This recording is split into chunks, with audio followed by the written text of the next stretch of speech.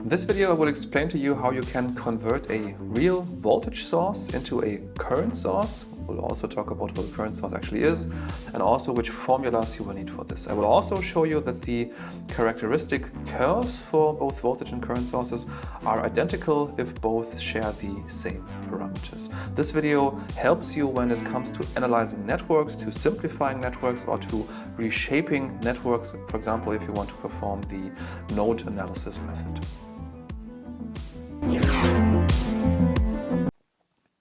Now let's briefly talk about the motivation behind this. In many circuits, we've seen many circuits before, some complex ones, some easier ones, and in many of the more complex circuits, it's very helpful if you can convert a voltage source into another form, this current source, and also vice versa.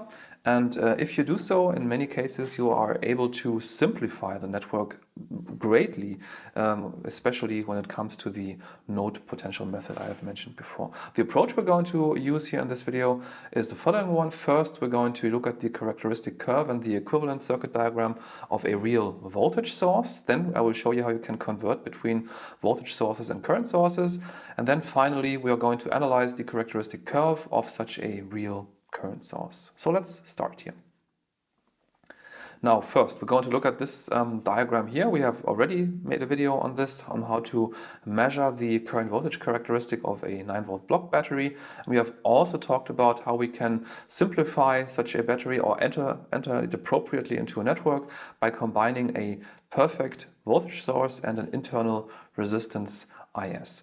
And we have already seen that the smaller the load which we connect to a real voltage source, the lower its terminal voltage. That's what's meant by this, it's not the terminal voltage, the voltage at its terminals. Then we can see here that the voltage drop we experience when the current increases basically moves away from the specification of the battery. It's a 9-volt battery, but let's say 1 amp of current which we draw from it. The voltage has dropped to only half of the voltage for which the battery is rated, and we can reshape, or we can simulate this behavior here by connecting these two components. And we can, if we draw the current voltage characteristic of these two components here, we can exactly have it look like this real-life voltage characteristic which we achieved by making some measurement. And the parameters describing this behavior, or this replacement setup here, are called internal resistance Ri, the open circuit voltage U0, and also the short circuit current Is, which you can see here, this small red arrow. Now let's convert between voltage source and current source. Here on the left you can see the voltage source with the parameters Ri and U0, and on the right you can see equivalent setup, equivalent in terms of having these connectors, these terminals here A and B. And if you took let's say a multimeter and measured the voltage drop and the current flow at these terminal points here, and we had these components here in a black box, you would not, if they are converted properly, you would not be able to determine which one is which, simply because the behavior is different. Because we can emulate the same linear characteristic by combining a current source and a resistor which we place in parallel to it. So voltage source is a perfect voltage source in series with an internal resistor. A current source is an ideal, a perfect current source in parallel to an internal resistor. And the characteristic measured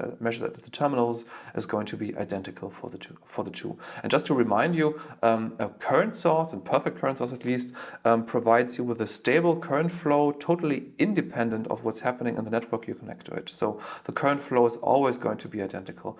Whereas with a voltage source, the voltage drop is always going to be identical no matter what you do in the network. But the current flow, of course, is going to vary. So these are the two basic forms of depicting an energy source.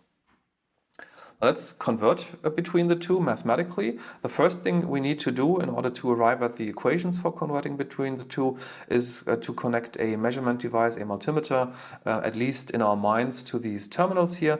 And if you do so, if you connect a current meter to the terminals here, this in a perfect world has a zero resistance. It's a perfect conductor, which means you short the component, the terminals of this current source here. And if you do so, no current is going to flow through the internal resistance because we have a perfect short here on the right. And this means the current you're going to measure, the short circuit current, is going to be the current emanating from the source. So this is why we use this parameter short circuit current IS to describe the size or the amount of current flow emanating from this current source here. So the short circuit current equals the source current. This is our first parameter. Now let's take a look at the open circuit voltage, the second parameter which we are using for especially voltage sources so far. If the voltage of the equivalent circuit is measured in a no-load operation, such as you can see here, we are again using a multimeter, but now it's set to voltage measurement, which means that the internal resistance is infinite, and this means we have no current flow, and this means the entire current emanating from the source is flowing through our resistor Ri here, which means we can use Ohm's law to compute the voltage drop across Ri, which is simply Ri, the internal resistance, times the short circuit current, and this gives us this voltage here. And if we look into the behavior of our voltage source, this is exactly the voltage of the perfect voltage source in our real voltage source replacement circuit. So we can use this to convert from short circuit current to open load voltage drop. And the internal resistance can now also be computed if we reshape this equation from the short circuit current and the open circuit voltage. And this means we now have our conversion equations. If we have a voltage source on the left and we want to convert it into a current source, we can compute the short circuit current, which is the current flow of this replacement circuit here, by computing the fraction of open load voltage and internal resistance. And if we have such a source here, such a current source, we can transform it into an equivalent voltage source by using the upper equation here, internal resistance times short circuit current.